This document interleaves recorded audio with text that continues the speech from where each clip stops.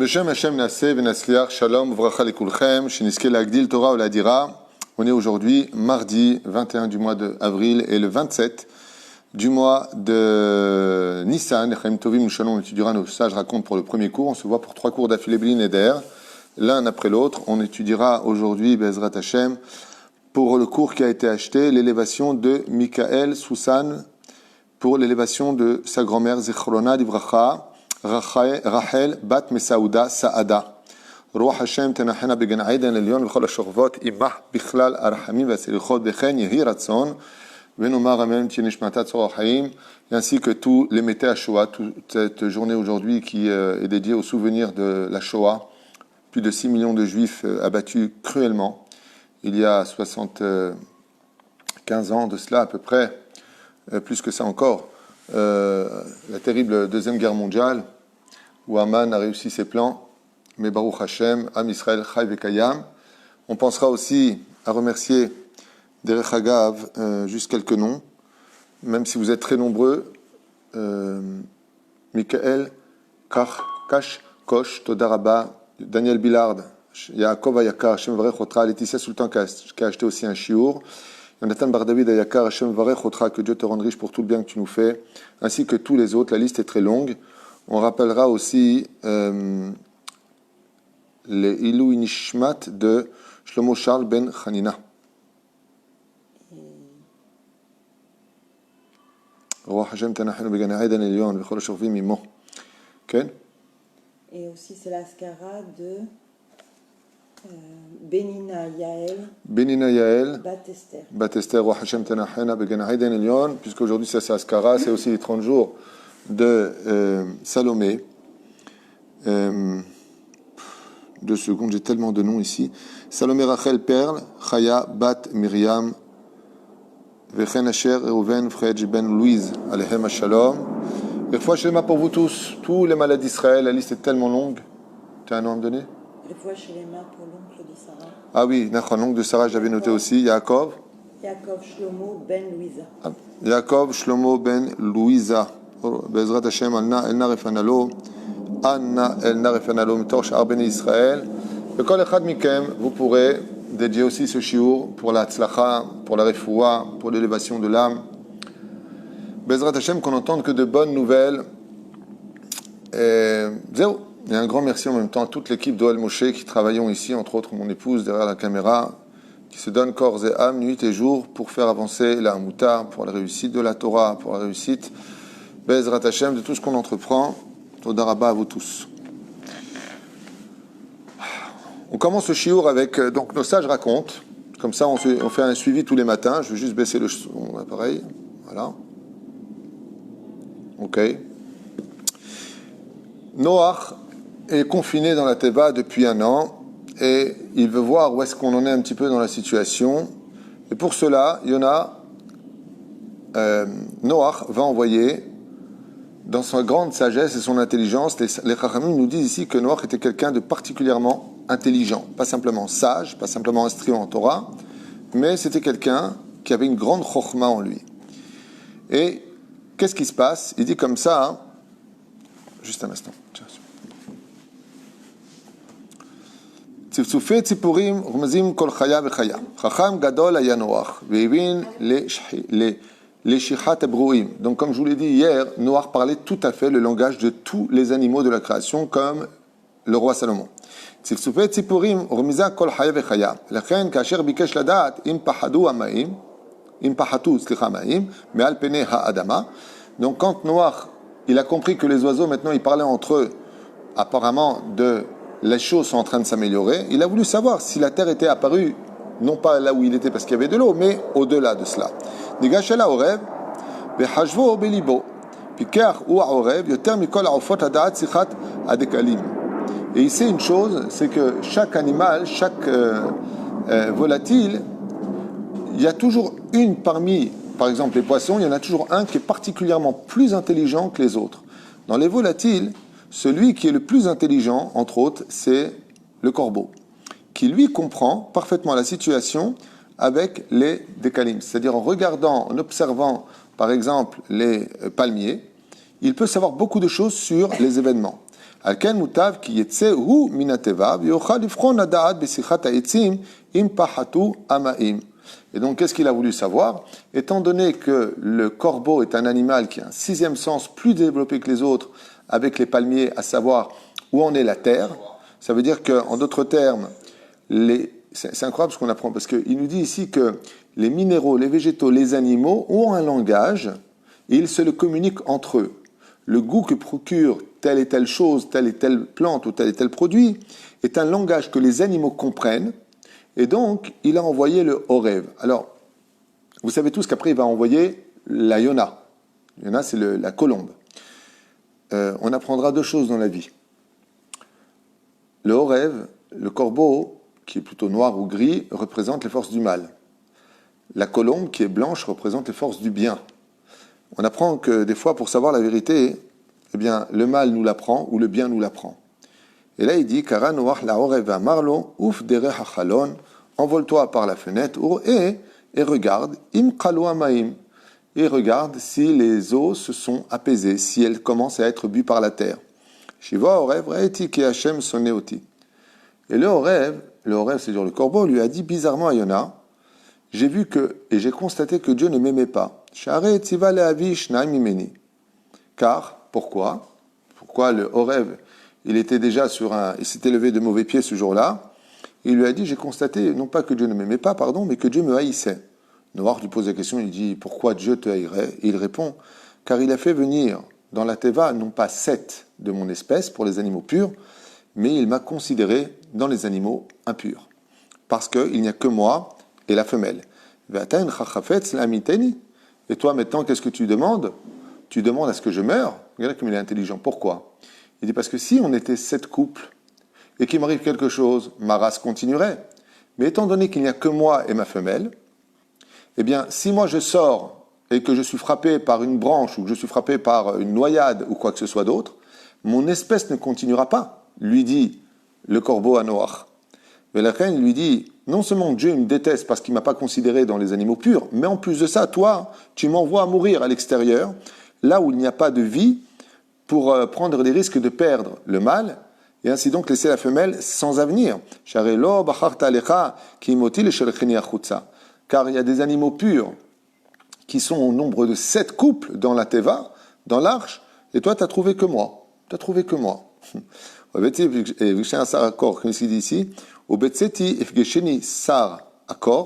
car en sortant d'ici, je vais rencontrer le ministre du froid, parce qu'on avait rappelé que pendant cette année-là, où il y avait l'eau qui recouvrait le ciel et la terre, eh bien, il n'y avait pas ni soleil, ni lune au rendez-vous. Donc, un froid glacial était à l'extérieur. Osar Achama, maintenant que tout s'est calmé, je vais rencontrer ou le ministre du froid, ou le ministre de la chaleur. Et ainsi donc, tu auras mis fin à ma vie. Donc, on voit que le corbeau, dans les Midrashim, il est en pleine discussion avec Noach, et il défend sa cause. Et Shiv lo Noach, lui a répondu Noach, Gam imkach ye lo it'atsev ha'olam im tamut. Et Noach, qui était tunisien, comme on peut le constater, vu la réponse, il lui dit, ne t'inquiète pas, si maximum tu pars de ce monde, le monde entier ne te pleura pas longtemps. Pourquoi? Parce qu'il est vrai que les corbeaux sont les symboles des croque-morts. Ce sont des volatiles qui représentent la mort. Qui tsipor teme imata. Et qui plus est, tu es impur et non considéré pour les corbanotes. Venatan nikrav à la korban. Et donc, tu ne viens même pas faire la caparade des humains. Vechem besarecha af'u lo yachel. Et Noach lui dit, je vais te dire pourquoi je t'envoie toi, Dafka. Hormis le fait que tu sois puissant, que ton œil est vif, que tu sois fort comme animal, il faut savoir que les corbeaux s'attaquent à d'autres oiseaux. Il lui dit, il y a plusieurs choses. La première, c'est que tu ne peux pas faire la capara des autres, tu n'es pas un animal pur, tu déranges en général, tu es messager de mauvaises nouvelles, ta viande est inconsommable, même pour les autres, on n'aime pas spécialement manger des corbeaux, ta viande est mauvaise. Donc effectivement, il lui a dit, j'ai bien réfléchi avant de t'envoyer, et tu es la bonne adresse. Yatsa orev minateva. Et qu'est-ce qu'a fait le corbeau? L'élève Brera, il s'est envolé par la fenêtre. Et en ayant parcouru quelques kilomètres, il a vu un corps d'homme qui était posé sur une branche d'arbre. Miad af alamakom ve'achal et bessar agoufa. Et qu'est-ce qu'a fait bien entendu tout de suite le corbeau? Il s'est précipité vers le corps qui était totalement en putréfaction et a commencé à manger sa chair. Ça, vous ne saviez pas tout ça, hein, c'est pas marqué dans la parachute de Noach. D'accord? Qu'est-ce qu'a fait le corbeau? Au lieu de remplir sa mission et d'aller voir si l'eau était descendue, il a trouvé l'occasion de manger un cadavre, et c'est la première chose qu'il a fait. Il s'est précipité là-bas pour consommer la chair humaine en putréfaction. Mais Shuvo Kaas alav Noach. Et quand il est revenu dans la Teva, quand le corbeau est revenu dans l'arche, Noach s'est mis en colère contre lui, et il lui a dit Ki ma'az bo velo ratza lechniso el Teva, kara Hashem el Noach va'amar, achnes et ha'orev el Teva. Donc pour le punir, qu'est-ce qu'il a fait Noach? Il a voulu l'empêcher de rentrer à l'intérieur de la Teva, parce que non seulement il n'avait pas accompli sa mission, mais il avait fait un zilzoul, style va te faire cuire un œuf, mais en plus de ça, il est revenu avec de la chair dans son bec. Noach a voulu le punir et Dieu lui a dit non, ouvre la fenêtre et laisse-le pénétrer dans la Teva. Ki birvot hayamim ishtamesh bo. Pourquoi Dieu a fait ça? Écoutez bien la réponse. Quel rapport avec nous en 2020 d'étudier des midrashim d'Yahasra? Il y a plus de 1700 ans qu'ont été écrits ces écrits-là. D'accord? Qu'est-ce que ça vient nous apprendre? Le corbeau, non seulement il désobéit à Noach, il ne fait pas ce qu'on lui demande, il dévore un cadavre. Et il revient, style, je fais ce que je veux de la vie. Ok? Noach lui dit, puisque c'est comme ça que tu te comportes, je vais te laisser dehors. C'est ça? Et vous savez que le mâle, quand il vit chez quelqu'un, il a une particularité. Comment tu le sais? Il voit toujours le mal chez les autres qui est en lui. En d'autres termes, du rachat, on dit il juge les autres d'après lui-même. Ouais, t'es pas assez religieux, il parle de lui. Tu fais rien de ta vie, il parle de lui. Tu seras rien, il parle de lui. Les tzadikim, ils relèvent toujours les autres. Par contre, les rechaïm, ils voient toujours le mal chez les autres. Et qu'est-ce que va dire le Horev? Qu'est-ce qu'il va dire le corbeau à Noach, je t'en prie? Ce blata, qu'est-ce qu'il va dire d'après toi? Tu sais ce qu'il va dire? Il va dire à Noach, je sais pourquoi tu ne veux pas me laisser rentrer. Tu veux aller avec ma femelle. Tu veux éliminer le mari, soi-disant Noach le tzaddik. Le corbeau, il profite des autres. Il est hypocrite. Vous avez déjà vu un corbeau quand ça naît, c'est comment? De quelle couleur? C'est blanc. Il paraît tzaddik, alors qu'en réalité, avec le temps, tu te rends compte qu'il est synonyme de richout. Mais regardez bien ce qu'il dit Hachem. Il dit, justement, toi aussi, en tant que corbeau noir, gris, messager du mal, j'ai besoin aussi de toi. Et c'est ce qu'il lui dit. Laisse rentrer, dit Dieu à Noach, cet animal, car j'aurai besoin de lui un jour. Et effectivement, le corbeau va être maudit, on va le lire tout à l'heure, mais il va être aussi béni. Et qu'est-ce que va faire le corbeau? Tu te rappelles? Il va sauver 2 prophètes d'Israël. Le prophète Habakouk et le prophète Eliyahu Nevi Zachor Letov, qui vont se cacher dans une grotte, et il faudra leur emmener à manger. Et les 2 animaux, les 2 oiseaux qui vont apporter à manger à ces 2 grands de la Torah, n'étaient autres que le corbeau. Et pourquoi Davka le corbeau? Pourquoi Dieu n'a pas utilisé un animal plus loyal, plus royal que le corbeau? Parce que quand les archers, à l'époque d'Eliyahu Hanavi, de Isabelle, reine d'Israël, ils ont vu des corbeaux, ils ont dit, bon, les corbeaux en général, ils s'occupent que d'eux, ils sont égocentriques, ils sont pathétiques, ils sont, lugubres dans leur façon d'être, donc on ne fait pas attention à eux. En général, ce n'est pas eux qui vont apporter à manger aux autres, c'est plutôt eux qui viennent manger ce que les autres possèdent. Et Dieu lui a dit quoi? Il lui a dit à Noach, t'as pas compris que moi, je me sers aussi bien des forces du bien que des forces du mal pour accomplir mes plans. Laisse-le rentrer dans la Teva, Beod Elef ou Shlosh Meot Vachamishim Shana, car dans 1350 ans, Veshin Shanim et 9 ans, Yatzor Eliyahu Hanavi et Hashamaim, Velo Yematar. Viendra un homme du nom d'Eliyahu Hanavi qui arrêtera les pluies et amènera une sécheresse dans le monde. Ce que je viens de te dire, car viendra même la descendance de ce corbeau pour apporter à manger sans que personne ne se doute de quoi que ce soit pour Eliyahu Hanavi Zachor Letov. Et alors pourquoi tu nous dis ça, Merpat Lanou? Il dit, mais si Eliyahu Hanavi, il n'avait pas été nourri, il serait mort, il aurait été mort de faim. Et qui c'est qui va nous annoncer la Géoula? Donc grâce à la situation, le Gilgulim d'Akadosh Baruch Hu, ce haut rêve qui paraissait être, comme il lui a dit, et Noach, tu ne sers à rien. Et ça, c'est toujours le problème des gens. On parlait de ça avec quelqu'un, je ne sais pas avec qui je parlais de ça ce matin. Les gens ne voient jamais plus loin que le bout de leur nez. C'est comme quand tu t'empruntes de l'argent. D'accord ? Les gens, ils s'empruntent de l'argent. Parce qu'on n'a pas le choix. Là, il faut qu'on s'en sorte. Tu as raison. Mais vois un peu plus loin. Fais attention à ce que tu t'empruntes. Regarde bien les taux. Parce que ces taux d'intérêt peuvent devenir un étau pour toi demain. C'est-à-dire que tu as repoussé l'échéance de tes angoisses à demain. Chaval. Chaval. Alors, dans l'Aïmouna, on vit au jour le jour. Et là, Noach, il a manqué de chokhma. Il a vu l'oiseau au présent. Alors que toute l'histoire du peuple d'Israël, c'est de voir le présent dans l'avenir. C'est comme quelqu'un qui mange. Là, c'est vrai que c'est bon ce que je mange. Je mange. T'as pensé que dans 2 jours sur la balance, tu vas prendre 1 kilo ? T'as pensé à ça ? C'est-à-dire que si on n'est pas capable de se projeter, c'est très dur à vivre. Surtout le régime pour les Tunisiens. Mais quand tu viens et que tu es capable de penser à l'avenir, alors automatiquement, tu ne souffres pas. Et c'est toute la différence entre l'intelligent et le sage. Le sage, Ezeu Chacham, c'est celui qui voit les conséquences dans l'avenir de ce qu'il a fait. L'intellectuel, l'intelligent, c'est celui qui dit, bon, là j'ai besoin, je me sers après, je verrai. Ben, je vais te dire la différence. Il y en a un qui a déraciné le problème, et puis l'intelligent, c'est celui qui déplace le problème. C'est bien ce que tu viens de faire.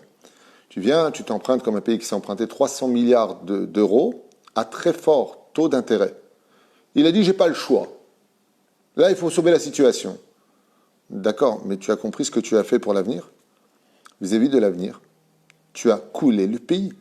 Parce que ce que tu vas faire au niveau de l'étranglement financier, en voulant récupérer cet argent par les impôts ou ne pouvant pas rembourser, tu perds le pays.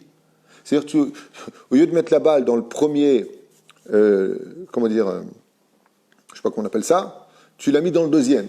Le but, c'est qu'il n'y ait pas de balle pour que tu tires une balle dans la tête. C'est comme le mec qui dit « Je ne veux pas mourir maintenant, je mourrai demain ». Bon, moi, j'ai vécu aujourd'hui. Mais c'est mais en attendant, le mieux, c'est de ne pas mourir ni aujourd'hui, ni demain. La reine, quand tu fais quelque chose, fais-le avec Métimoud. Et là, la Torah vient nous apprendre que, qu'est-ce qu'il lui a dit Noach ? Il lui dit, non seulement tu n'es pas parti faire ce que je t'ai demandé, non seulement ça, tu es négatif, tu n'es pas tahor, tu n'es pas ceci, tu n'es pas cela, en plus tu viens manger un cadavre, et tu ne me rapportes pas de nouvelles de si l'eau elle est descendue ou pas en bas. Tu sais quoi, je vais te laisser mourir dehors. Dieu lui dit, non, laisse-le rentrer. Noach, si j'ai créé cet oiseau qui est négatif, si j'ai créé ce rachat, si j'ai créé cette personne-là, si je lui donne vie, c'est parce qu'un jour j'aurai besoin de lui. Parce qu'un jour j'aurai besoin de lui. Un jour, on raconte comme ça, un machal. Un homme posait la question à son rave. Il lui a dit, mais Dieu, tout ce qu'il a créé, sert à quelque chose ? Et le rave lui a répondu, s'il a créé, c'est que ça sert à quelque chose. Par exemple, cette grosse pierre, là, elle est là, elle est sur le côté, là. Elle ne sert à rien. Pourquoi Dieu l'a créée ? Pourquoi elle est là, cette pierre ? Le rave lui a dit, pour l'instant, je ne sais pas. Mais si Dieu a créé cette pierre et qu'elle a cet endroit précis, c'est qu'elle a un but. Et ben, j'aimerais bien savoir lequel. 2 jours plus tard, le rave il demande à faire un déménagement. Et à chaque fois, la porte, elle se refermait. Et qu'est-ce qu'il a dit ? Le rave lui dit, écoute, à chaque fois, on pose les meubles pour ouvrir la porte. Tu ne veux pas trouver une pierre pour bloquer la porte ? Ce même élève, il cherche comme ça autour de lui et il ne trouve pas une pierre assez lourde pour bloquer la porte. Sauf qu'il se rappelle qu'à 200 mètres, il y avait cette fameuse pierre sur le bord de la route. Il va là-bas, il prend cette pierre et il l'amène et il bloque la porte avec. Quand il est parti voir le rave, il lui dit, c'est marrant parce qu'il y a 2 jours, je vous avais parlé d'une pierre, à quoi elle sert ? Vous m'avez dit, je ne sais pas, mais si Dieu l'a créée, elle servira à quelque chose. Eh bien, j'ai pris cette pierre pour bloquer la porte. Le rave lui a posé la main sur l'épaule et lui a dit, tu vois, en réalité, des fois dans le présent, les choses ne servent à rien. Des fois, tu vois des gens, ils vivent, mais à quoi tu sers, quoi ? Franchement, à quoi tu sers dans la société ? T'aides personne, t'intéresses personne, t'as l'impression que le mec, c'est une tare, il sert à rien. Chazvé shalom, si Dieu t'a créé, c'est qu'il estimait que le monde n'avait pas le droit de continuer à exister sans toi. Machma, que tu sois le plus grand ou le plus petit des hommes, sache que dans le puzzle de l'histoire, tu as aussi ta place où tu peux t'intégrer. C'est juste une question de temps, sois patient. Tôt ou tard, tu verras. Et c'est ce qu'il lui dit ici. Si tu tues le Horeb, le corbeau, et que, par exemple, tu veux envoyer un aigle, ou tu veux envoyer une buse, ou ils ne seront pas aussi fidèles, parce que les corbeaux sont aussi des oiseaux voyageurs. Il lui dit, mais la différence qu'il y a, c'est que le corbeau, personne ne fait attention à lui. Quand il a la nourriture dans son bec, on pense automatiquement que c'est pour lui. Personne ne pouvait imaginer que le Horev pouvait devenir Arev. Qu'est-ce que ça veut dire Arev? Le mot Horev, ça veut dire corbeau. Mais c'est les lettres du mot Arev, qui veut dire quoi? Garant des autres. Il peut devenir le garant. Même un rachat, même quelque chose de négatif peut être le garant pour ceux qui sont les plus importants de ce monde. Zeperoucha Davar. Zemoussar Eskel, énorme pour nous aujourd'hui. Il y a des gens qui considèrent leur vie qui ressemblent à des corbeaux, qui servent à rien, qui sont mauvais, tu serviras à quelque chose. Ne désespère pas et retrouve le sourire. C'est juste que pour l'instant, ce n'est pas encore ton temps, ce n'est pas encore ton moment. Mais viendra un jour où peut-être que toute l'humanité aura besoin de toi. Peut-être toute l'humanité, ou peut-être l'homme le plus important de sa génération, aura d'Afka besoin de toi, tout comme le Horev ici et le corbeau va servir à qui? À l'homme le plus important de l'histoire juive, Eliyahu Hanavi Zachoretov, qui grâce au corbeau pourra continuer à vivre. Un truc de fou. Mais c'est Moussa Eskel qui nous apprend que personne n'a le droit de dire « je ne sers à rien ». Zelo nachon. Ki lo matza makom la'amod alav, imtin od shiv'at yamim veshilach shenit et Yona. Donc qu'est-ce qui s'est passé? Yona, il a compris, Noach a compris que le corbeau lui a dit tu me pris pour un pigeon, je ne suis pas là pour essayer de vous sauver vous pour l'instant, même si plus tard il servira à sauver la vie du prophète Eliyahu Hanavi Zachoretov. Et qu'est-ce qu'il va faire? Eh bien, il va envoyer un Yona, une colombe. Noach et Yona veshaba elav, kilo matza makom la'amod alav. Et donc le pigeon, par contre, la colombe est revenue avec rien dans son bec. Et pourquoi elle est revenue vite? Pour lui faire comprendre qu'à travers tout ce qu'elle a pu parcourir, à travers ses vols, il n'y avait pas où poser les pieds. Et ça, le Zohar nous dit que la colombe est comparée à un peuple. Vous savez que chaque peuple est comparé à un animal. La colombe, c'est le peuple d'Israël. Quand on cherche un animal pour représenter le peuple d'Israël, on est comparé à la Yona. Yona, c'est une colombe. Et qu'est-ce qui s'est passé? Ve'a Yona lo matza manoach. Et la colombe n'a pas où trouver poser ses pieds. Le Zohar HaKadosh nous apprend de ce verset-là de Noach qu'à la fin des temps, la Knesset Israël, le peuple d'Israël, ne saura plus où se diriger dans la fin. Ce sera comme le déluge dans le monde. Et en fin de compte, on ne saura pas où aller parce que partout où on ira, il y aura les mêmes problèmes. C'est une allusion à la fin des temps, ce qui est marqué ici. Imtin od shiva yamim b'shilach. Donc, qu'est-ce qu'il a fait Noach? Il a attendu encore 7 jours. Il a réenvoyé donc la colombe pour voir ce qu'il y avait ou pas. Et la ouf, elle eretz hakodesh. Et qu'est-ce qu'il a dit Noach à la colombe? Il lui a dit, va voir en Terre Sainte, va en Israël voir la situation. Patru lefanea et sha'arei Gan Eden, v'nichnesa e'arata bo et kol haperot haniflaim. Et écoutez bien maintenant ce que vous allez entendre. C'est le chidouche de la journée. En Eretz Israël, s'est dévoilée la vraie terre d'Eretz Israël. Qui avait avant ici? Les habitants. Après Cham, il y aura les Cananéens, les Yevoussim, les Amoraïm, il y aura les Moraïm, il y aura tout ça. Mais là, quand la Yona est arrivée en Israël, elle a découvert le Gan Eden. Des fruits comme jamais l'histoire ne les a connus. Des plantes exotiques, des odeurs impressionnantes. Un endroit où tous les humains rêveraient de vivre. Un endroit harmonieux. Valérie, pourquoi d'après toi? Pourquoi on n'a pas retrouvé cet Eretz Israël qui est dans le Midrash? À un tel point qu'a marqué Patrou lefanea et sha'arei Gan Eden. Les portes du Gan Eden d'Eretz Israël se sont ouvertes. Pourquoi? Tout simplement parce que comme il y a eu le déluge, il n'y avait plus de faute sur terre. Donc comme il n'y avait plus de faute sur terre, la terre d'Eretz Israël a montré sa vraie identité. Ce qui fait que jusqu'à aujourd'hui en Eretz Israël, ce que vous connaissez d'Eretz Israël, déjà que c'est un super beau pays, et ce n'est que l'épluchure de la réelle Eretz Israël qui n'attend qu'une seule chose, qu'on arrête de rendre la terre impure par le lachon hara, par la pornographie, par la déchéance morale, par zera levatala, par la prostitution, par la haine gratuite. Alors se dévoilera les portes du Gan Eden en Eretz Israël, comme jamais dans l'histoire on l'a connu. Il y a juste un animal qui l'a connu et une génération qui l'a connu, Noach.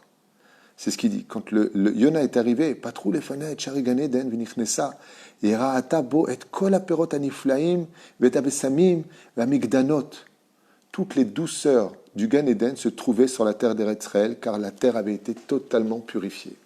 Donc comme il n'y a plus de faute, il n'y avait plus de faute en Eretz Israël, la Kala a montré sa vraie valeur physique. Il n'y avait plus de faute dans le monde aussi. Il n'y avait plus de faute dans le monde. Velo la krala ki im alezait mar. Et qu'est-ce qu'elle a fait? Elle s'est déposée sur un arbre d'olivier. Elle a pris un rameau d'olivier et elle l'a ramené dans l'arche. Et on sait que c'est incroyable. Pourquoi? Parce que s'il y a une des choses au monde qui est extrêmement amère au goût, c'est quand tu prends un rameau d'olivier. Mais quand tu le travailles, c'est ce qu'il y a de plus doux. Qu'est-ce qui donne de la douceur à tous nos repas? C'est l'huile qui sort de l'olive. Et qu'est-ce qu'elle a voulu dire? Pourquoi Dafka la Yona n'a pas ramené, comme les Méraglim, ont ramené des fruits? Pourquoi est-ce que la Yona, pourquoi est-ce que la colombe, Dafka, elle a choisi de ramener à Noach, à Noé, Dafka, un rameau d'olivier? Pourquoi? Pour enseigner quelque chose que tout le monde doit apprendre. Il est préférable de manger quelque chose d'amer qui vient de Dieu que quelque chose de doux au palais qui vient des hommes. C'est pour ça que quand on monte en Eretz Israël, les Chachamim ils disent mieux vaut avoir des difficultés ici, de l'amertume à vivre en Eretz Israël, que tout le réconfort qu'on puisse trouver en Galoute. C'était le remez, c'est ce que je vous dis, c'est dans le texte, c'est pas de moi. Les Chachamim ils disent Ratzta l'irmoz kazot le Noach, en ramenant le rameau d'olivier d'Eretz Israël, qu'il est préférable de manger un peu d'amertume dans la main d'Hachem que de manger dans la main des pays de la Galoute, des mecs qui sont beaucoup plus doux au palais.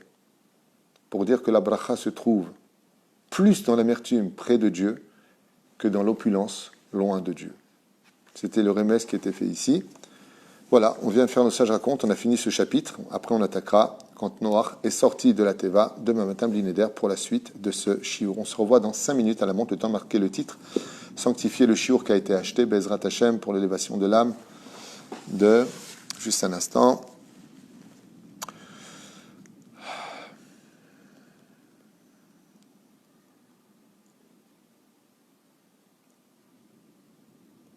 Voilà. Pour la grand-mère de Michael Soussan, donc Rachel, Bat Mesaouda Saada. Ruach Hashem Tenachana Began Aiden Elion, en vous souhaitant tous les bonheurs du monde et on se retrouve dans 5 minutes à la montre pour la suite de Pirkei Avot Bezrat Hashem. Kol Tov.